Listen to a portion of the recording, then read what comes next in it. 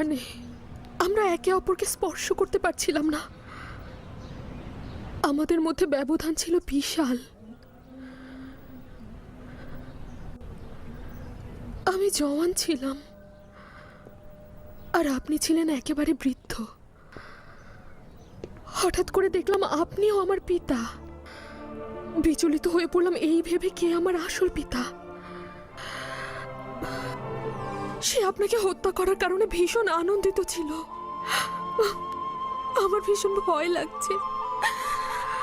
আমি ভয় পাচ্ছি। শান্ত হও হেলেন, দয়া করে শান্ত হও।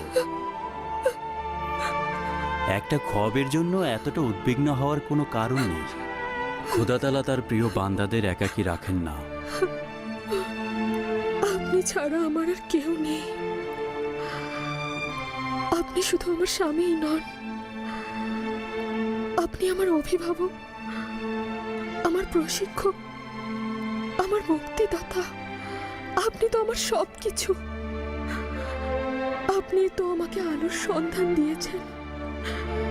আপনার কাছেই আমি আশাবাদী হতে শিখেছি। আপনার কাছ থেকে তো ঈমান আহা, কবুল। তুমি নিজেই এর উপযুক্ত ছিলে। আমি তোমার জন্য বলতে গেলে কিছুই করিনি।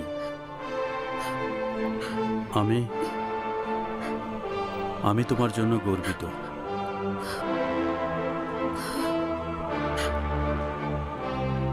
কাল রাতে আমি স্বপ্নে দেখলাম এই ছবিটি আমার মায়ের। আর যখন আমি মাকে দেখলাম তখন আমি ছিলাম মৃত অবস্থায়।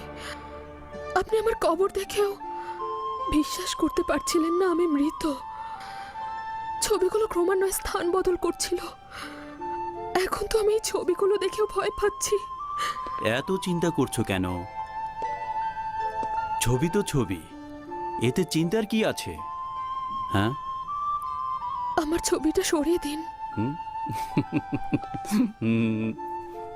না, আমি আমার প্রিয়তমার ছবি ভালোবাসি, তাই তোমার ছবি এখানেই থাকবে।